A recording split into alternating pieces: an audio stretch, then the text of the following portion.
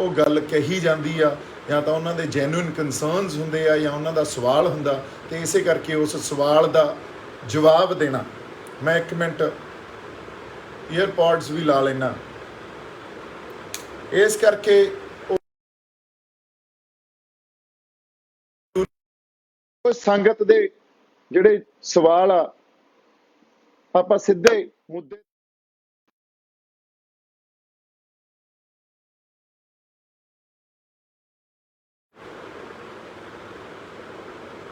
ਸਤਿ ਸ਼੍ਰੀ ਅਕਾਲ ਜੀ। ਮੈਂ ਆਸ ਕਰਦਾ ਸਾਡੇ ਸਾਰੇ ਬੰਦੇ ਚੜ੍ਹਦੀ ਕਲਾ 'ਚ ਹੋਣਗੇ, ਤੰਦਰੁਸਤ ਹੋਣਗੇ।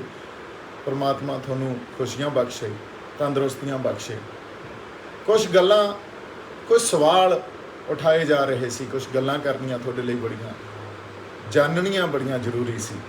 ਇਸ ਲਈ ਰੂਬਰੂ ਹੋਇਆ ਕਿਉਂਕਿ ਕਈ ਸਵਾਲਾਂ ਦਾ ਜਵਾਬ ਦੇਣਾ ਜ਼ਰੂਰੀ ਵੀ ਹੁੰਦਾ, ਤਾਂ ਕਿ ਕਿਸੇ ਤਰ੍ਹਾਂ ਦੀ ਕੋਈ ਆਪਸ 'ਚ ਮਿਸਅੰਡਰਸਟੈਂਡਿੰਗ, ਕੋਈ ਗਲਤਫਹਿਮੀ ਜਾਂ ਕੁਛ ਇਹੋ ਜਿਹੀ ਗੱਲ ਦੇ ਅਸੀਂ ਸ਼ਿਕਾਰ ਨਾ ਹੋਈਏ ਜਿਹੜੀ ਗੱਲ ਐਗਜ਼ਿਸਟ ਹੀ ਨਹੀਂ ਕਰਦੀ, ਪਰ ਉਹ ਹਵਾ 'ਚ ਫਿਰਦੀ ਰਹਿੰਦੀ ਆ ਕਿਉਂਕਿ ਲੋਕਾਂ ਵੱਲੋਂ ਉਹ ਗੱਲ ਕਹੀ ਜਾਂਦੀ ਆ ਜਾਂ ਤਾਂ ਉਹਨਾਂ ਦੇ ਜੈਨੂਇਨ ਕੰਸਰਨਸ ਹੁੰਦੇ ਆ ਜਾਂ ਉਹਨਾਂ ਦਾ ਸਵਾਲ ਹੁੰਦਾ, ਤੇ ਇਸੇ ਕਰਕੇ ਉਸ ਸਵਾਲ ਦਾ ਜਵਾਬ ਦੇਣਾ।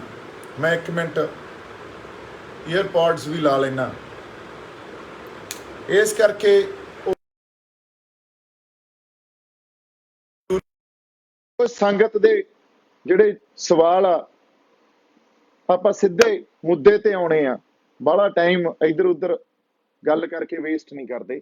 ਪਹਿਲਾ ਸਵਾਲ ਸੰਗਤ ਦਾ ਇਹ ਆ ਵੀ ਤੁਸੀਂ ਸਟੇਟਮੈਂਟ ਦਿੱਤੀ ਗਲਤ ਟਾਈਮ ਤੇ, ਮੈਂ ਗਲਤ ਜਗ੍ਹਾ ਤੇ ਸੀ।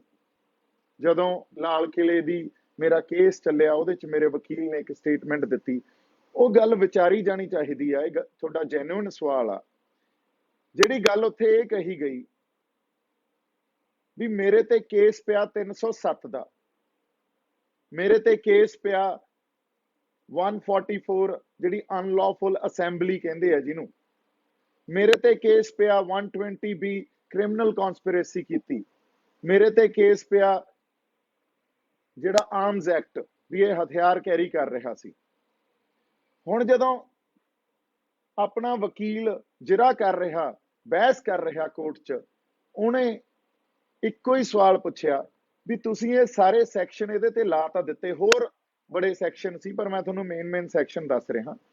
307 ਹੁੰਦਾ ਅਟੈਂਪਟ ਟੂ ਮਰਡਰ, ਤੁਸੀਂ ਇਹ ਸਾਰੇ ਸੈਕਸ਼ਨ ਇਹਦੇ ਤੇ ਲਾ ਤਾਂ ਦਿੱਤੇ, ਪਰ ਤੁਸੀਂ ਕੋਈ evidence prima facie on the face of it, ਕੋਈ ਐਵੀਡੈਂਸ ਸਾਨੂੰ ਦਿਖਾ ਸਕਦੇ ਹੋ ਵੀ ਇਹ 307 ਚ ਕਿਤੇ ਅਟੈਂਪਟ ਟੂ ਮਰਡਰ, ਕਿਸੇ ਨੂੰ ਮਾਰਨ ਵਾਸਤੇ ਇਹਨੇ ਕੋਈ ਕਦਮ ਚੱਕੇ ਹੋਣ ਜਾਂ ਉੱਥੇ ਕੋਈ ਐਕਟ ਕੀਤਾ ਹੋਵੇ, ਜਾਂ ਇਹਨੇ ਕਿਸੇ ਤਰ੍ਹਾਂ ਕੋਈ ਕਨਸਪੀਰੇਸੀ ਕੀਤੀ ਹੋਵੇ, ਜਾਂ ਇਹ ਆਰਮਜ਼ ਐਕਟ ਦੇ ਅੰਡਰ ਤੁਸੀਂ ਇਹਨੂੰ ਬੁੱਕ ਕੀਤਾ ਹੋਇਆ ਹਥਿਆਰ ਕੈਰੀ ਕਰ ਰਿਹਾ ਹੋਵੇ, ਜਾਂ ਇਹ 144 ਜਿਹੜੀ ਅਨਲੌਫੁਲ ਅਸੈਂਬਲੀ ਹੈ ਜਿਹਨੇ ਵਾਇਲੈਂਸ ਕੀਤਾ ਉਹਦਾ ਪਾਰਟ ਹੋਵੇ। ਕਿਉਂਕਿ ਉਹਨਾਂ ਨੇ ਇਹ ਸਾਰੇ ਸੈਕਸ਼ਨ ਤਾਂ ਝੂਠੇ ਹੀ ਲਾਏ ਸੀ ਨਾ, ਕੋਈ ਉਹਨਾਂ ਕੋਲੇ ਐਵੀਡੈਂਸ ਤਾਂ ਸੀ ਨਹੀਂ। ਜਦੋਂ ਇਹ ਸਵਾਲ ਕੀਤਾ ਗਿਆ ਤਾਂ ਨਾਲ ਦਲੀਲ ਇਹ ਵੀ ਦਿੱਤੀ ਗਈ, ਔਰ ਉਹਨੇ ਫਰਸਟ ਪਰਸਨ 'ਚ ਦਲੀਲ ਦਿੱਤੀ। ਜਦੋਂ ਵਕੀਲ ਕੋਈ ਜਿਰਾ ਕਰਦਾ ਤਾਂ ਇੱਕ ਨੋਮਨਕਲੇਚਰ ਹੁੰਦਾ ਅਦਾਲਤ 'ਚ, ਇੱਕ ਸਟਾਈਲ ਹੁੰਦਾ ਅਦਾਲਤ 'ਚ। ਆਪਾਂ ਹਮੇਸ਼ਾ ਅਦਾਲਤ ਨੂੰ ਆਈ ਐਡਰੈਸ ਕਰਦੇ ਹਾਂ ਵੀ ਮਾਈ Lords, please let me ask this question to myself. What wrong I have done? Was I a part of unlawful assembly? Was I part of any violence? Was I part of any criminal conspiracy? Or was I carrying any weapon? ਜਿਹੜੀਆਂ ਮੈਂ ਪੰਜਾਬੀ 'ਚ ਗੱਲਾਂ ਕਹੀਆਂ ਉਹੀ ਮੈਂ ਹੁਣ ਅੰਗਰੇਜ਼ੀ 'ਚ ਦੁਹਰਾਤੀਆਂ ਵੀ ਨਾ ਤਾਂ ਮੈਂ ਕੋਈ ਵੈਪਨ ਕੈਰੀ ਕਰ ਰਿਹਾ ਸੀ, ਨਾ ਅਨਲੌਫੁਲ ਅਸੈਂਬਲੀ ਦਾ ਪਾਰਟ ਸੀ, ਨਾ ਕੋਈ ਵਾਇਲੈਂਸ ਕੀਤੀ, ਨਾ ਹੀ ਕਿਸੇ ਨੂੰ ਮਾਰਨ ਨੂੰ ਪਏ ਆ। ਫਿਰ ਇਹਨਾਂ ਸਾਰੇ ਸੈਕਸ਼ਨਸ ਦੇ ਥੱਲੇ ਇਹਨੂੰ ਕਿਉਂ ਟਰਾਈ ਕੀਤਾ ਜਾ ਰਿਹਾ? ਤੁਹਾਡੇ ਕੋਲੇ ਕੋਈ ਐਵੀਡੈਂਸ ਹੈ? ਕੁਝ ਹੈ ਤਾਂ ਦਿਖਾਓ। ਔਰ ਇਹ ਐਸਟੈਬਲਿਸ਼ ਗੱਲ ਆ ਵੀ ਪੁਲਿਸ ਕੁਝ ਨਹੀਂ ਦਿਖਾ ਸਕੀ ਕਿਉਂਕਿ ਸਾਰੀ ਗੱਲ ਹੀ ਝੂਠ ਸੀ। ਫਿਰ ਵਕੀਲ ਨੇ ਦਲੀਲ ਦਿੱਤੀ ਵੀ ਤੁਸੀਂ ਦੀਪ ਸਿੱਧੂ ਨੂੰ, ਉਹਨੇ ਮਾਰੀ ਤਾਂ ਚਪੇੜ ਆ, ਤੇ ਉਹਨੂੰ ਤੁਸੀਂ ਟਰਾਈ ਕਰ ਰਹੇ ਹੋ ਮਰਡਰ ਲਈ। ਜੇ ਤੁਸੀਂ ਸਜ਼ਾ ਦੇਣੀ ਆ ਤਾਂ ਚਪੇੜ ਦੀ ਦਿਓ ਉਹਨੂੰ, ਵੀ ਉਹਨੇ ਕਿਸੇ ਨੂੰ ਚਪੇੜ ਮਾਰੀ ਪਰ ਉਹਨੂੰ ਤੁਸੀਂ ਉਹਦੇ ਤੇ ਸੈਕਸ਼ਨ ਲਾਏ ਹੋਏ ਆ ਵੀ ਨਹੀਂ ਇਹਨੇ ਤਾਂ ਕਿਸੇ ਦੀ ਮਰਡਰ ਕਰਤਾ। ਸੋ ਇਸ ਕਰਕੇ ਉਹਦੀ ਗਲਤੀ ਇਹ ਹੋ ਸਕਦੀ ਆ ਵੀ ਉਹ ਰੋਂਗ ਟਾਈਮ ਰੋਂਗ ਜਗ੍ਹਾ ਤੇ ਸੀ। ਇਹ ਇੱਕ ਦਲੀਲ ਸੀ। ਇਹਨੂੰ ਹੁਣ ਤੁਸੀਂ ਟੋਟੈਲਿਟੀ ਚ ਜਦੋਂ ਤੁਸੀਂ ਸਾਰੀ ਗੱਲ ਨੂੰ ਵਾਚੋਗੇ ਤਾਂ ਤੁਹਾਡੇ ਸਮਝ ਆ ਜੂ। ਔਰ ਜਦੋਂ ਸਟੇਟ ਜਾਂ ਸਰਕਾਰ ਸਾਡੇ ਖਿਲਾਫ ਮੁਕੱਦਮੇ ਦਰਜ ਕਰਦੀ ਹੈ ਤੇ ਆਪਾਂ ਕੋਰਟ 'ਚ ਜਾ ਕੇ ਆਪਦੇ ਆਪ ਨੂੰ ਡਿਫੈਂਡ ਕਰਨਾ, ਇਹਦਾ ਮਤਲਬ ਹੀ ਇਹ ਹੁੰਦਾ ਵੀ ਆਪਾਂ ਆਪਦੇ ਆਪ ਨੂੰ ਬੇਗੁਨਾਹ ਜਾਂ ਇਨੋਸੈਂਟ ਪ੍ਰੂਵ ਕਰਨਾ। ਸੋ ਇਹ ਕੋਈ ਆਪਾਂ ਆਪਦੀ ਗੱਲ ਤੋਂ ਨਹੀਂ ਭੱਜੇ ਸੀ। ਗੱਲ ਜਿਹੜੀ ਆਪਾਂ ਕੀਤੀ ਆ ਉਹ ਜਮਾਂ ਬਾਦਲੀਲ ਕੀਤੀ ਆ, ਉਹ ਪੂਰੀ ਗੱਲ ਸਮਝੀ ਜਾਣੀ ਚਾਹੀਦੀ ਆ। ਉਦੋਂ ਬਾਅਦ ਇਹ ਗੱਲ ਸਾਰੀ ਸੰਗਤ ਦੇ ਸਾਡੇ ਲੋਕਾਂ ਦੇ ਸਮਝ ਆ ਜਾਊਗੀ। ਅਗਲੀ ਗੱਲ ਇਹ ਉੱਠੀ ਵੀ ਮੈਂ ਪੁਲਿਸ ਦੀ ਮਦਦ ਕੀਤੀ। ਇਹ ਗੱਲ ਬਿਲਕੁਲ ਦਰੁਸਤ ਆ, ਇਹ ਗੱਲ ਠੀਕ ਆ ਵੀ ਅਸੀਂ ਉੱਥੇ ਪੁਲਿਸ ਦੀ ਮਦਦ ਕੀਤੀ। ਔਰ ਪੁਲਿਸ ਵਾਲਿਆਂ ਨੂੰ ਕੁੱਟਣ ਜਾਂ ਪੁਲਿਸ ਵਾਲਿਆਂ ਦੇ ਨਾਲ ਲੜਨ ਤਾਂ ਨਹੀਂ ਅਸੀਂ ਗਏ ਸੀ। ਅਸੀਂ ਤਾਂ ਇੱਕ ਆਪਦਾ ਅੰਦੋਲਨ ਕਰ ਰਹੇ ਸੀ, ਜਿਹੜਾ ਕਿ ਜਾਬਤੇ 'ਚ ਰਹਿ ਕੇ ਬਿਨਾਂ ਹਿੰਸਾ ਤੋਂ ਪੀਸਫੁਲ ਅੰਦੋਲਨ ਸੀ। ਔਰ ਇਹੀ ਸਾਡੀ ਅਪੀਲ ਪਿਛਲੇ 5-6 ਮਹੀਨਿਆਂ ਤੋਂ 26 ਜਨਵਰੀ ਤੋਂ ਪਹਿਲਾਂ ਸੰਗਤ ਨੂੰ ਅਸੀਂ ਕਰਦੇ ਸੀ ਵੀ ਜਾਬਤੇ 'ਚ ਰਹੋ, ਪੀਸਫੁਲ ਅੰਦੋਲਨ ਆ, ਆਪਾਂ ਪੀਸਫੁਲ ਰਹਿਣਾ, ਆਪਾਂ ਕਿਸੇ ਹਿੰਸਕ ਐਕਟੀਵਿਟੀ 'ਚ ਇਨਵੋਲਵ ਨਹੀਂ ਹੋਣਾ। ਈਵਨ ਲਾਲ ਕਿਲੇ ਮੈਂ ਉੱਥੇ ਵੀ ਨਹੀਂ ਥਿੜਕਿਆ, ਗੱਲ ਕਹੀ ਉੱਥੇ ਮੈਂ ਵੀ ਅਸੀਂ ਹਿੰਸਕ ਨਹੀਂ ਆ, ਹਿੰਸਕ ਸਾਡੇ ਮਨਾਂ 'ਚ ਹੋ ਹੀ ਨਹੀਂ ਸਕਦੀ। ਫਿਰ ਜਦੋਂ ਨਿਸ਼ਾਨ ਸਾਹਿਬ ਤੇ ਕਿਸਾਨੀ ਝੰਡਾ ਸੰਗਤ ਨੇ ਉੱਥੇ ਲਾਤਾ, ਉਦੋਂ ਬਾਅਦ ਜਦੋਂ ਥੱਲੇ ਆਏ ਆ, ਅਸੀਂ ਥੱਲੇ ਆ ਕੇ ਟਰੈਕਟਰ ਤੇ ਸਪੀਚ ਦਿੱਤੀ। ਸਾਡੇ ਕਿਸੇ ਬੰਦੇ ਨੇ ਸਲਾਹ ਦਿੱਤੀ, ਬਾਈ ਆ ਮੌਕਾ, ਆਪਾਂ ਉੱਤੇ ਚੱਲ ਗਏ, ਆਪਦੇ ਬੰਦਿਆਂ ਨੂੰ ਲੈ ਕੇ ਆ ਜਾਈਏ ਤੇ ਮੌਕਾ ਸੰਭਾਲ ਲਈਏ, ਇੱਥੇ ਕੁਝ ਵੀ ਹੋ ਸਕਦਾ। ਫਿਰ ਉੱਤੇ ਭੱਜੇ ਅਸੀਂ। ਉੱਤੇ ਜਾ ਕੇ ਉਦੋਂ ਨੂੰ ਉੱਥੇ ਪੁਲਿਸ ਪਹੁੰਚ ਚੁੱਕੀ ਸੀ, ਪੁਲਿਸ ਪਹਿਲਾਂ ਵੀ ਸੀਗੀ। ਪੁਲਿਸ ਵਾਲਿਆਂ ਨੇ ਸਾਨੂੰ ਰਿਕੁਐਸਟ ਕੀਤੀ ਵੀ ਤੁਸੀਂ ਹੁਣ ਜਿਹੜੇ ਤੁਹਾਡੇ ਸਿੰਬੋਲਿਕਲੀ ਤੁਸੀਂ ਕਿਸਾਨੀ ਝੰਡਾ ਨਿਸ਼ਾਨ ਸਾਹਿਬ ਲਾਉਣੇ ਸੀ ਉਹ ਲਾਤੇ, ਹੁਣ ਤੁਸੀਂ ਪਲੀਜ਼ ਇੱਥੋਂ ਥੱਲੇ ਚਲੇ ਜਾਓ। ਇਸ ਗੱਲ ਤੇ ਅਸੀਂ ਉਹਨਾਂ ਨੂੰ ਕਿਹਾ ਕੋਈ ਗੱਲ ਨਹੀਂ ਜੀ, ਅਸੀਂ ਤੁਹਾਡੇ ਲਈ ਤਾਂ ਜਾਂ ਤੁਹਾਡੇ ਨਾਲ ਜਿੱਦਣੀਆਂ ਲੜਨ ਤਾਂ ਆਏ ਹੀ ਨਹੀਂ, ਅਸੀਂ ਥੱਲੇ ਚਲੇ ਜਾਂਦੇ ਹਾਂ। ਲੋਕਾਂ ਦੀ ਉੱਥੇ ਮਿੰਨਤਾਂ ਕਰ ਕਰ ਉਹਨਾਂ ਨੂੰ ਥੱਲੇ ਲੈ ਕੇ ਆਏ ਆ। ਸੋ ਜੇ ਪੁਲਿਸ ਵੀ ਸਾਡੇ ਹੀ ਪਰਿਵਾਰਾਂ ਚੋਂ ਆ, ਸਾਡੇ ਹੀ ਪਰਿਵਾਰਾਂ ਦੇ ਬੰਦੇ ਉਹ ਪੁਲਿਸ ਵਾਲੇ ਬਣੇ ਹੋਏ ਆ। ਅਸੀਂ ਪਹਿਲਾਂ ਬੜੀਆਂ ਗਲਤੀਆਂ ਕੀਤੀਆਂ ਵੀ ਆਪਸ 'ਚ ਹੀ ਲੜਦੇ ਰਹੇ। ਸਾਡਾ ਕੌਨਫਲਿਕਟ ਪੁਲਿਸ ਨਾਲ ਨਹੀਂ ਸੀ, ਸਾਡਾ ਪੁਲਿਸ ਦੇ ਨਾਲ ਇਨਫੈਕਟ ਬੜਾ ਵਧੀਆ ਰਿਲੇਸ਼ਨ ਸੀ। ਸਿੰਘੂ ਬਾਰਡਰ ਤੇ ਜਦੋਂ ਅਸੀਂ ਰਾਤ ਨੂੰ ਉਹਨਾਂ ਨਾਲ ਗੱਲਾਂ ਕਰਨ ਜਾਂਦੇ ਹੁੰਦੇ ਸੀ, ਉਹ ਕਹਿੰਦੇ ਸੀ ਯਾਰ ਅਸੀਂ ਤਾਂ ਆਪ ਤੁਹਾਡੇ ਨਾਲ ਆ, ਅਸੀਂ ਤਾਂ ਆਪ ਕਿਸਾਨ ਪਰਿਵਾਰ ਚੋਂ ਆ, ਅਸੀਂ ਤਾਂ ਆਪ ਇਸ ਅੰਦੋਲਨ ਦੀ ਹਮਾਇਤ ਕਰਦੇ ਆ। ਸਾਡਾ ਕੌਨਫਲਿਕਟ ਸੀ ਜਿਹੜਾ ਉਹ ਸਰਕਾਰ ਨਾਲ ਸੀ, ਤੇ ਜਿਹੜਾ ਇੱਕ ਚੰਗਾ ਜ਼ਿੰਮੇਵਾਰ ਬੰਦਾ ਉਹ ਇਸ ਗੱਲ ਨੂੰ ਬਾਖੂਬੀ ਸਮਝੂਗਾ। ਇਸੇ ਕਰਕੇ ਕਿਹਾ ਗਿਆ ਵੀ ਉੱਥੇ ਪੀਸਫੁਲ ਐਟਮੋਸਫੇਅਰ ਮੇਨਟੇਨ ਕਰਕੇ ਕਰਨ ਖਾਤਰ ਪੁਲਿਸ ਦੀ ਮਦਦ ਕੀਤੀ, ਨਾ ਕਿ ਕਿਸੇ ਹਿੰਸਕ ਐਕਟੀਵਿਟੀ 'ਚ ਪਾਰਟ ਲਿਆ। ਔਰ ਇਹ ਤਾਂ ਗੱਲਾਂ ਸਾਰੀਆਂ ਵੀਡੀਓ ਤੇ ਪਈਆਂ, ਇਹ ਗੱਲਾਂ ਮੇਰੇ ਕਹਿਣ ਤੇ ਨਾ ਜਾਓ, ਇਹ ਤਾਂ ਸਾਰੀਆਂ ਤੱਥ ਦੇ ਨਾਲ ਵੀਡੀਓ 'ਚ ਪਈਆਂ। ਉਹ ਪਲੀਜ਼ ਵੀਡੀਓ ਦੇਖੋ, ਨਹੀਂ ਤਾਂ ਮੈਨੂੰ ਦੱਸ ਦਿਓ, ਮੈਂ ਭੇਜ ਦੂੰਗਾ। ਅਗਲੀ ਗੱਲ ਇਹ ਕਹੀ ਗਈ ਵੀ ਦੀਪ ਸਿੱਧੂ ਨੇ ਲੀਗਲ ਜਿਹੜੀਆਂ ਪ੍ਰੋਸੀਡਿੰਗਸ 'ਚ ਇਹ ਗੱਲ ਕਹੀ ਆ ਵੀ ਮੈਂ ਭੀੜ ਦਾ ਪਾਰਟ ਨਹੀਂ ਸੀ। ਜਦੋਂ ਸੰਗਤ ਆ ਜਿਹੜੀ ਉਹ ਝੰਡਾ ਚੜਾ ਰਹੀ ਆ, ਉਹਨੂੰ ਸੰਗਤ ਕਹਿ ਰਿਹਾ, ਬਿਲਕੁਲ ਗੱਲ ਸਹੀ ਆ। ਝੰਡਾ ਚੜਾਉਣਾ ਕਿਸੇ ਜੁਰਮ ਦੇ ਅਧੀਨ ਜਾਂ ਕਿਸੇ ਕਾਨੂੰਨ ਦੇ ਅਧੀਨ ਜੁਰਮ ਨਹੀਂ ਆ। ਇਹ ਗੱਲ ਅਦਾਲਤ ਨੇ ਵੀ ਮੰਨੀ ਆ। ਜੇ ਸਾਡੇ ਇੱਥੇ ਡਾਇਵਰਸਿਟੀ ਆ, ਉੱਥੇ ਤਾਂ ਕਿਸਾਨੀ ਦਾ ਝੰਡਾ ਵੀ ਲੱਗਿਆ, ਉਹਦੀਆਂ ਗੱਲਾਂ ਨਹੀਂ ਹੋਈਆਂ। ਉੱਥੇ ਨਿਸ਼ਾਨ ਸਾਹਿਬ ਲੱਗਿਆ, ਉਹਨੂੰ ਰਿਲੀਜੀਅਸ ਫਲੈਗ ਬਣਾ ਦਿੱਤਾ ਗਿਆ। ਇਹਦੇ ਤੇ ਵੀ ਆਪਾਂ ਗੱਲ ਕਰਾਂਗੇ ਅੱਜ ਦੇ ਲਾਈਵ 'ਚ। ਪਰ ਉਦੋਂ ਤੱਕ ਉੱਥੇ ਕੋਈ ਹਿੰਸਾ ਨਹੀਂ, ਬੜਾ ਚੜ੍ਹਦੀ ਕਲਾ ਦਾ ਮਾਹੌਲ। ਸਰਕਾਰ ਨੂੰ ਅਸੀਂ ਸਿੰਬੋਲਿਕਲੀ ਇਹ ਗੱਲ ਦੱਸ ਰਹੇ ਹਾਂ ਵੀ ਦੇਖੋ, ਸਾਡੀ ਜਿਹੜੀ ਜੈਨੂਇਨ ਇਮੋਸ਼ਨਸ ਆ, ਸਾਡੇ ਜਿਹੜੇ ਜਜ਼ਬਾਤ ਆ, ਉਹਨਾਂ ਨੂੰ ਤੁਸੀਂ ਇਗਨੋਰ ਨਾ ਕਰੋ। ਇਹਦੇ ਤੇ ਤੁਸੀਂ ਗੌਰ ਕਰੋ, ਇਹਨਾਂ ਬਿੱਲਾਂ ਨੂੰ, ਇਹਨਾਂ ਕਾਨੂੰਨਾਂ ਨੂੰ ਤੁਸੀਂ ਰਿਪੀਲ ਕਰੋ, ਇਹਨਾਂ ਨੂੰ ਰੱਦ ਕਰੋ। ਹਿੰਸਾ ਹੋਈ ਉਹ ਮਾੜੀ ਗੱਲ ਸੀ, ਜਿਨ੍ਹਾਂ ਨੇ ਹਿੰਸਾ ਕੀਤੀ ਉਹ ਭੀੜ ਹੀ ਕਹੂੰਗਾ ਮੈਂ ਉਹਨਾਂ ਨੂੰ, ਕਿਉਂਕਿ ਅਸੀਂ ਉੱਥੇ ਪੁਲਿਸ ਵਾਲਿਆਂ ਨਾਲ ਲੜਨ ਜਾਂ ਉਹਨਾਂ ਨੂੰ ਮਾਰਨ ਕੁੱਟਣ ਨਹੀਂ ਗਏ ਸੀ।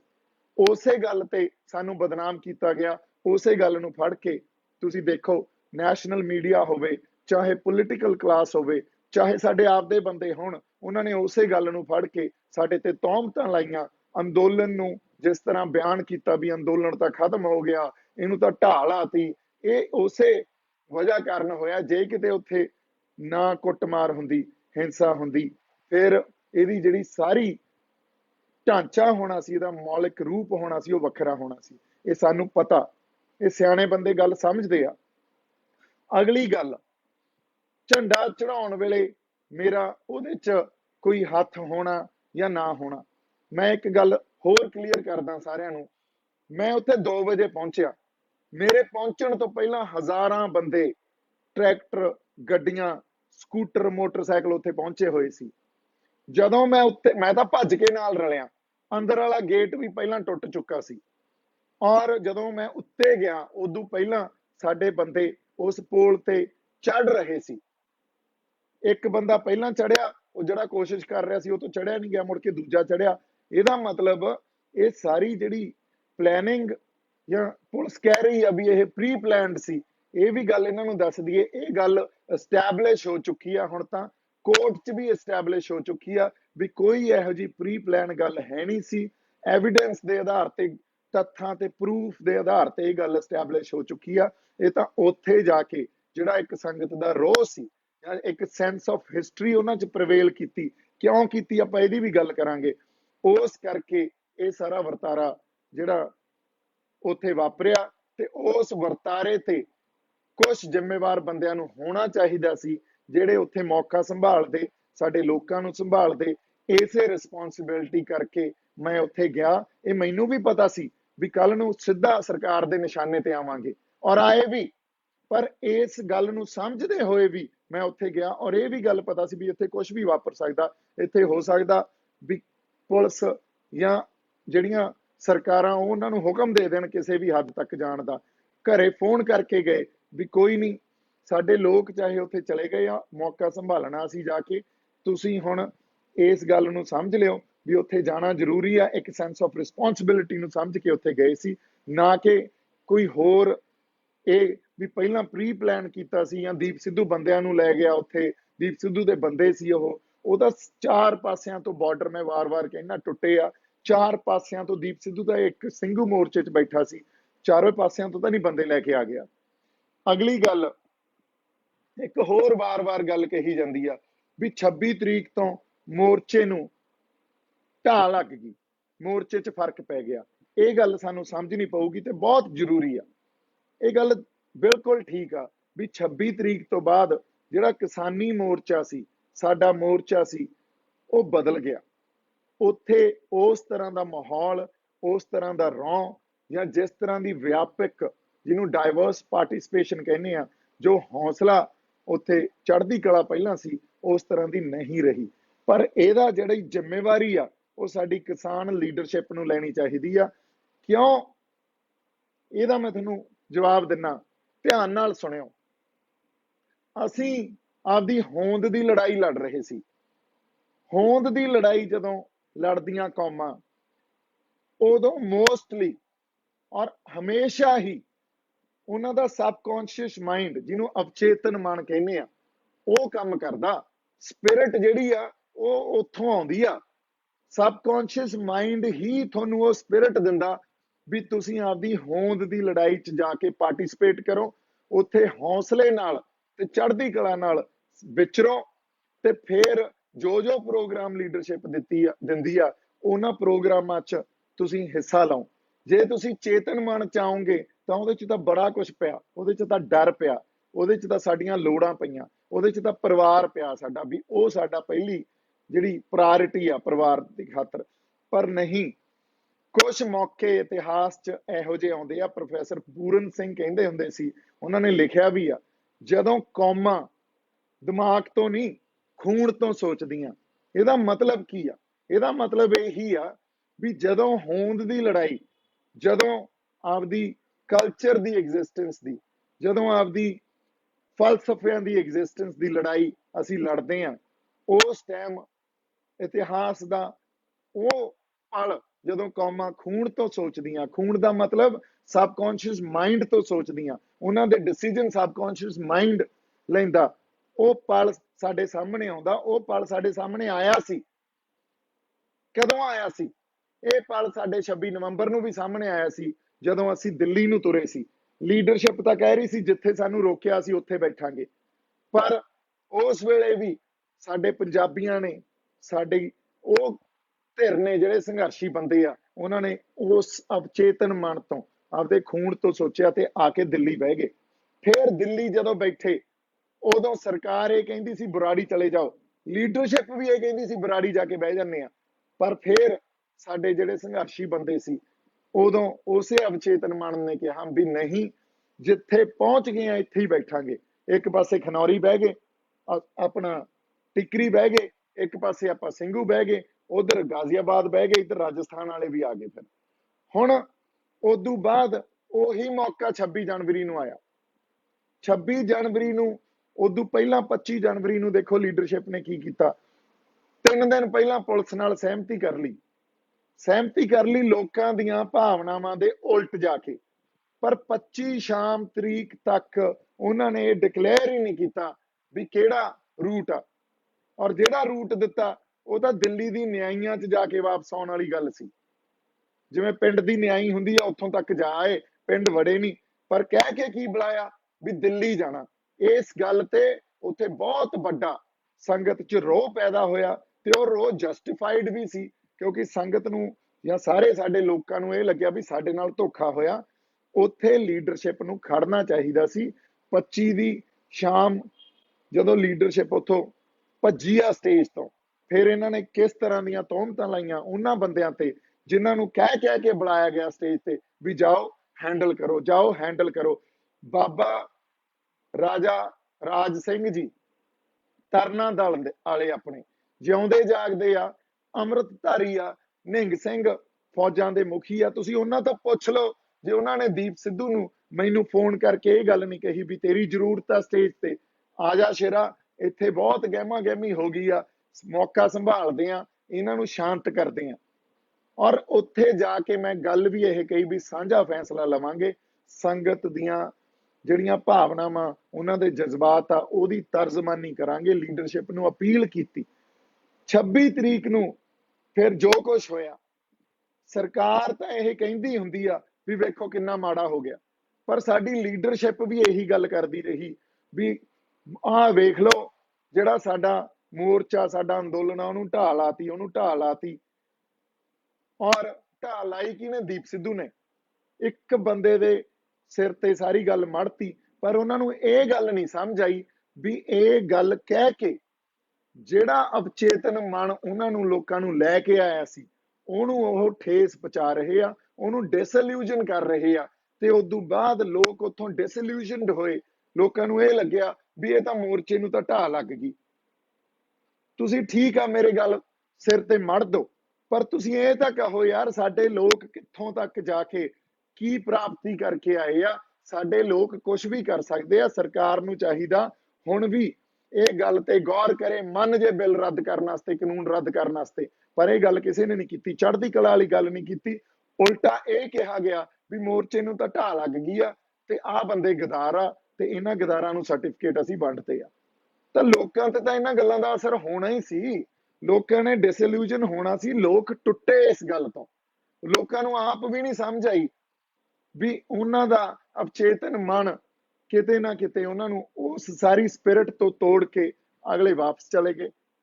ਇਹ ਲੀਡਰਸ਼ਿਪ ਵੀ ਜ਼ਿੰਮੇਵਾਰੀ ਬਣਦੀ ਹੁੰਦੀ ਆ ਵੀ ਲੋਕਾਂ ਦੀ ਸਾਈਕੋਲੋਜੀ ਨੂੰ ਵੀ ਸਮਝਣਾ, ਲੋਕਾਂ ਨੂੰ ਕਿਹੜੀ ਸਪਿਰਿਟ ਮੋਬਿਲਾਈਜ਼ ਕਰ ਰਹੀ ਆ ਉਸ ਗੱਲ ਨੂੰ ਵੀ ਸਮਝਣਾ। ਪਰ ਸਾਡੀ ਲੀਡਰਸ਼ਿਪ ਨੇ ਕਦੇ ਇਸ ਗੱਲ ਦੀ ਸਮਝਣ ਦੀ ਮੈਨੂੰ ਲੱਗਦਾ ਕੋਈ ਕੋਸ਼ਿਸ਼ ਹੀ ਨਹੀਂ ਕੀਤੀ। ਇਹ ਨਹੀਂ ਮੈਂ ਲੀਡਰਸ਼ਿਪ ਦੇ ਖਿਲਾਫ ਬਿਆਨ ਦੇ ਰਿਹਾ, ਮੈਂ ਅੱਜ ਵੀ ਇਹ ਗੱਲ ਕਹਿ ਰਿਹਾ, ਅਸੀਂ ਉਸ ਲੀਡਰਸ਼ਿਪ ਨੂੰ ਅੱਗੇ ਰੱਖ ਕੇ ਉਹਨਾਂ ਦੀ ਅਗਵਾਈ 'ਚ ਅੰਦੋਲਨ ਲੜਨਾ।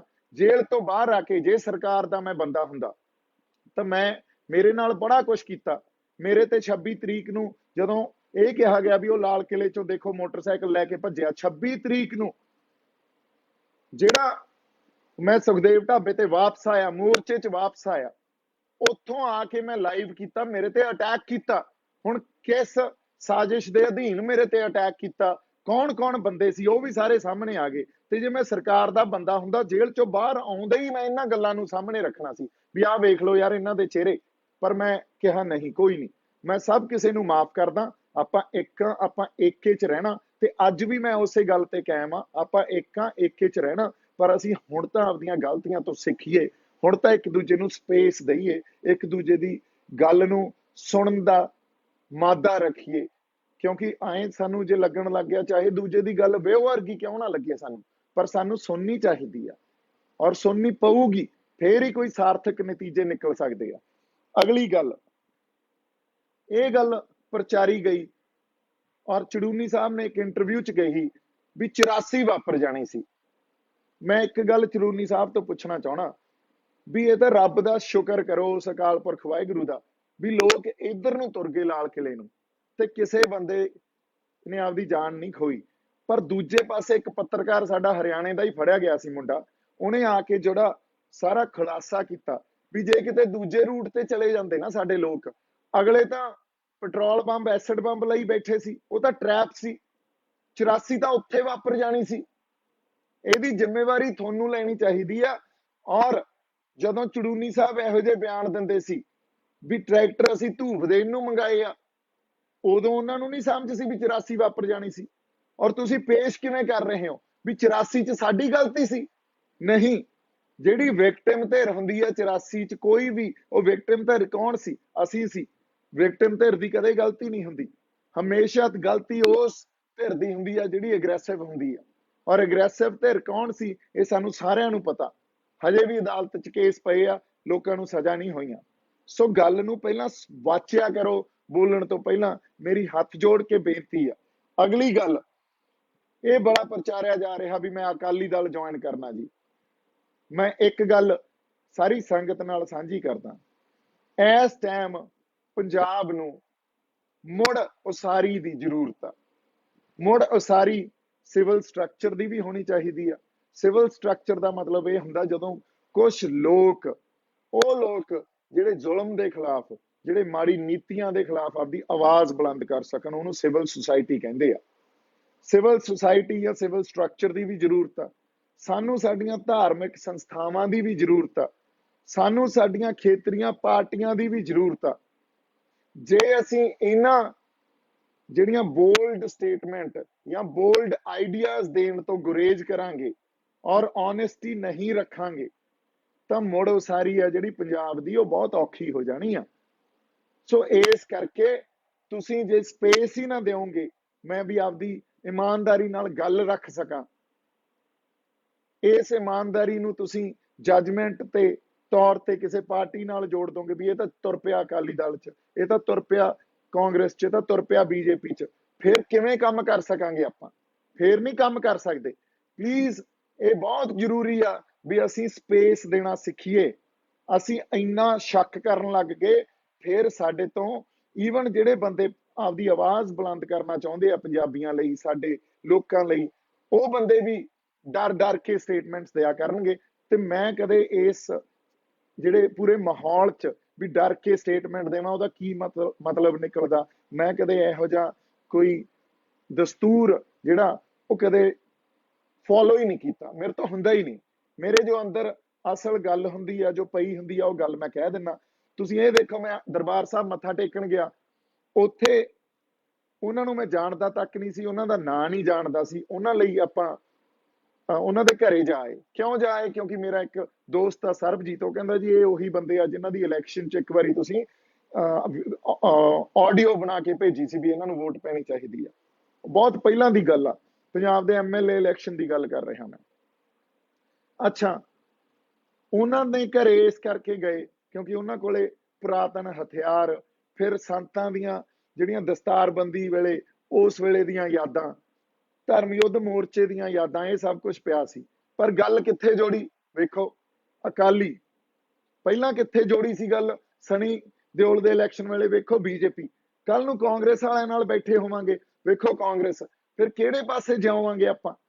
तुसीं जे इन्ना शक करदे हो, इन्ना ज़्यादा तुहानूं इस गल्लां ते डाउट हो जांदा, मैं एक गल तुहानूं क्लीयर करदा, दीप सिद्धू ना कोई पार्टी बना रहा, ना दीप सिद्धू कोई ज्वाइन कर रहा।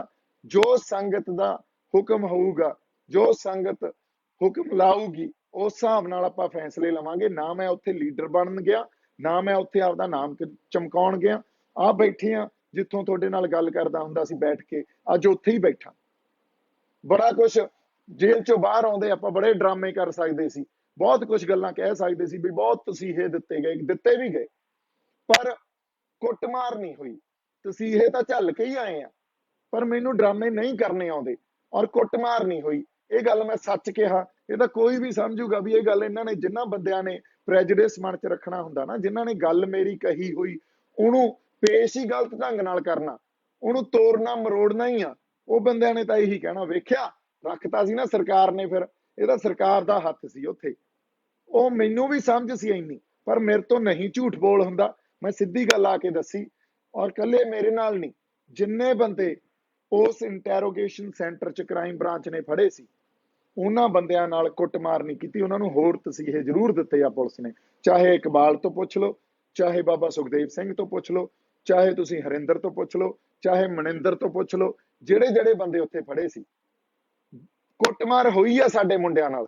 ਪਰ ਉਹ ਬੰਦੇ ਜਿਹੜੇ 27 28 ਤਰੀਕ ਨੂੰ ਫੜੇ ਗਏ, ਕਿਸੇ ਥਾਣੇ ਵਾਲੇ ਨੇ ਫੜੇ ਆ, ਉਹਨਾਂ ਨਾਲ ਹੋਈ ਆ। ਕ੍ਰਾਈਮ ਬ੍ਰਾਂਚ ਨੇ ਇਸ ਇੰਟੈਰੋਗੇਸ਼ਨ ਸੈਂਟਰ 'ਚ ਕੁੱਟਮਾਰ ਨਹੀਂ ਕੀਤੀ, ਸਾਨੂੰ ਭੁੱਖਾ ਰੱਖਿਆ, ਸਾਨੂੰ ਸੌਣ ਨਹੀਂ ਦਿੱਤਾ, ਸਾਨੂੰ ਐਡੇ ਐਡੇ ਜਮਾ ਸੈੱਲਾਂ 'ਚ ਤਾੜਿਆ, ਸਾਨੂੰ ਕਾਲ ਕੋਠੜੀਆਂ 'ਚ ਰੱਖਿਆ, ਪਰ ਸਾਡੇ ਨਾਲ ਕੁੱਟਮਾਰ ਨਹੀਂ ਹੋਈ। ਇਹ ਗੱਲ ਸੱਚੀ ਆ ਤਾਂ ਸੱਚੀ ਆ।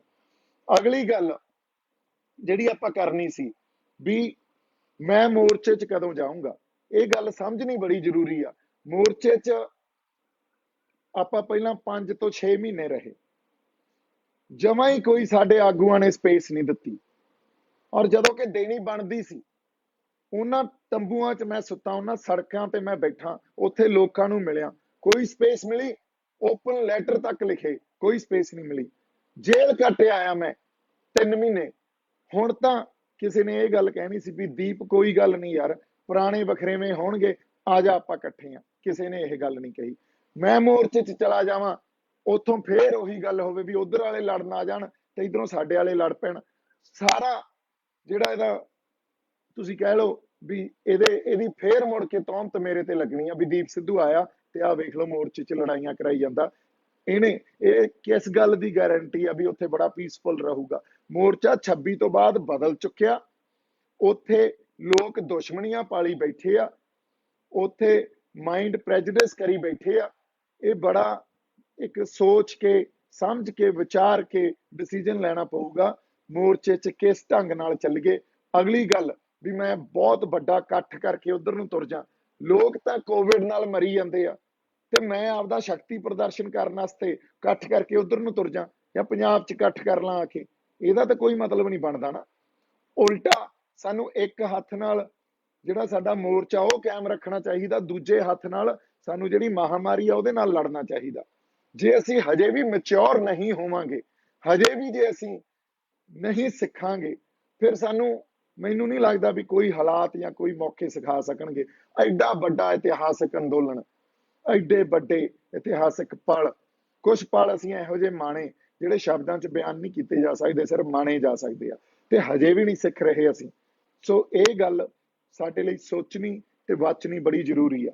ਅਗਲੀ ਗੱਲ ਵੀ ਇਹ ਉੱਥੇ ਇੱਕ ਰਿਲੀਜੀਅਸ ਫਲੈਗ ਚੜਾਤਾ ਜੀ, ਇਹ ਗੱਲ ਵੀ ਮੈਂ ਤੁਹਾਡੇ ਨਾਲ ਸਾਂਝੀ ਕਰਦਾ।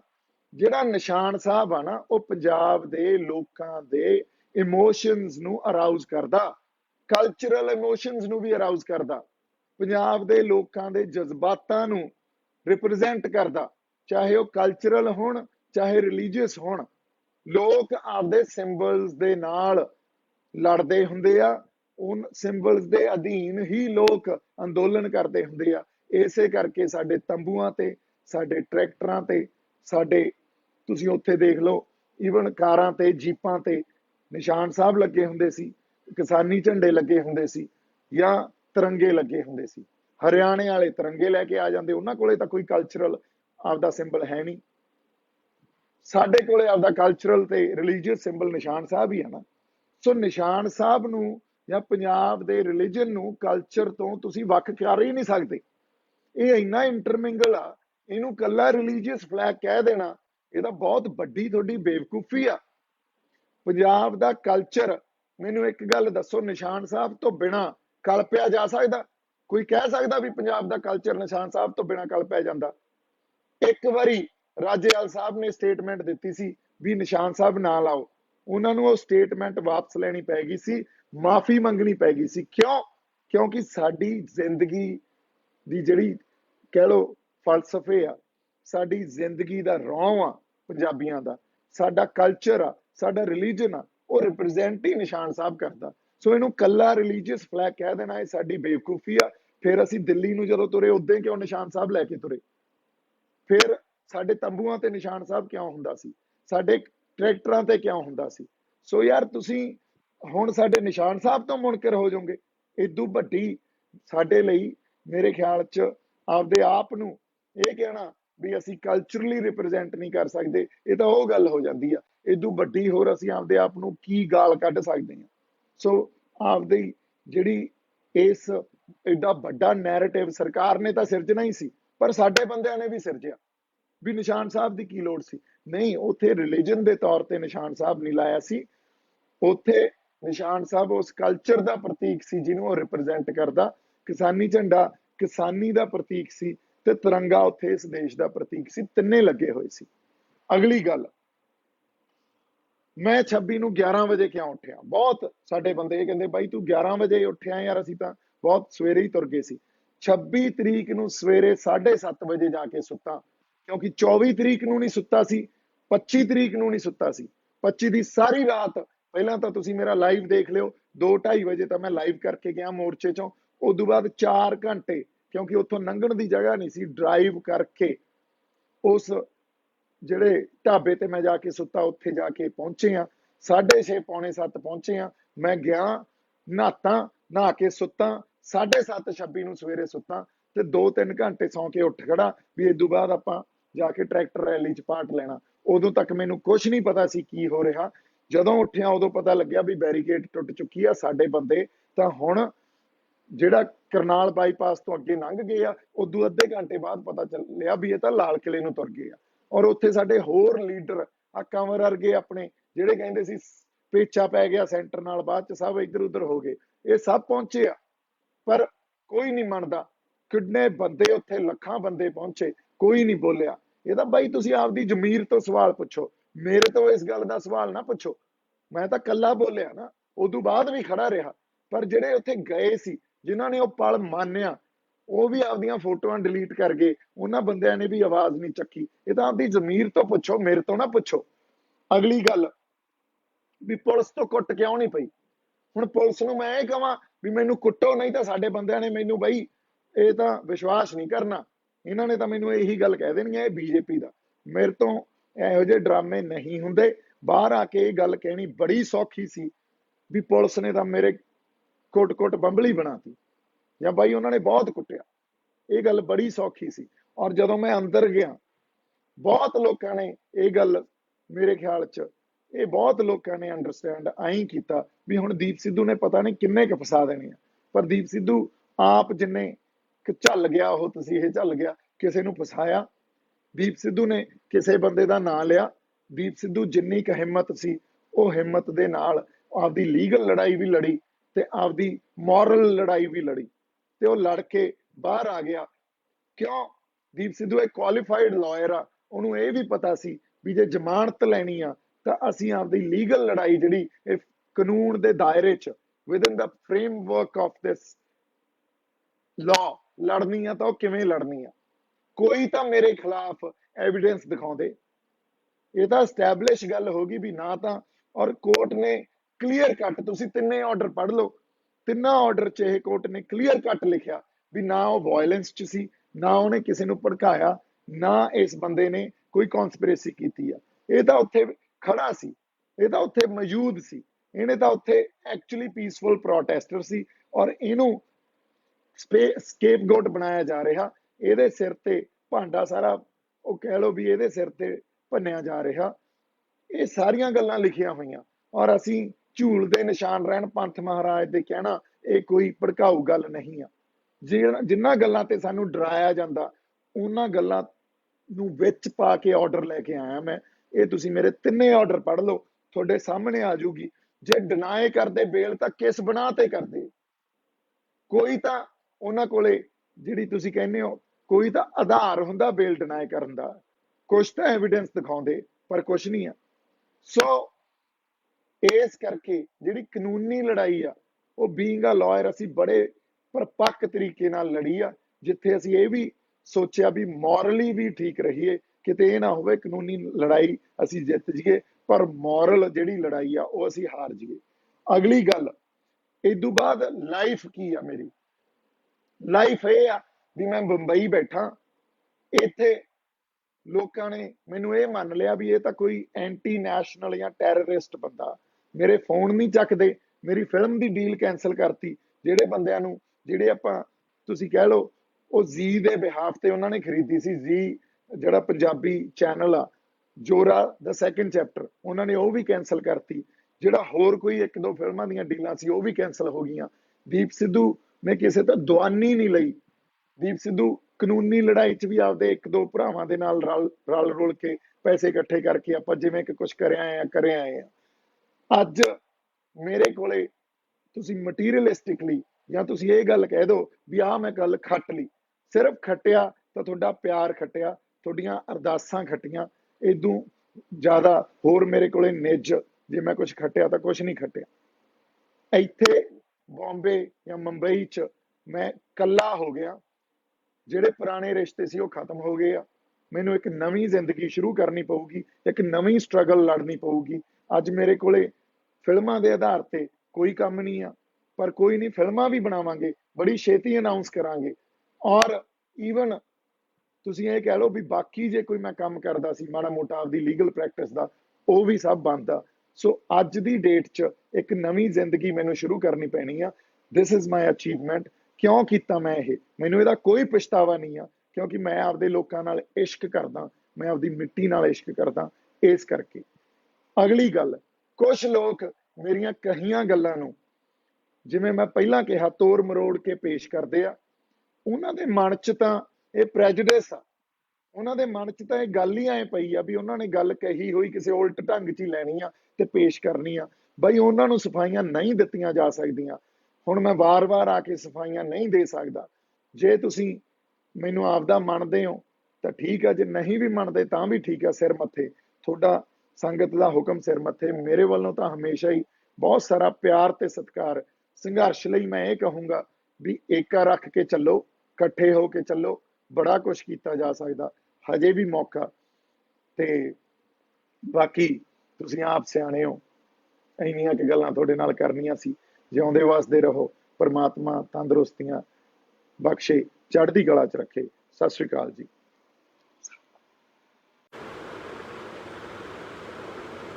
ਸਤਿ ਸ਼੍ਰੀ ਅਕਾਲ ਜੀ।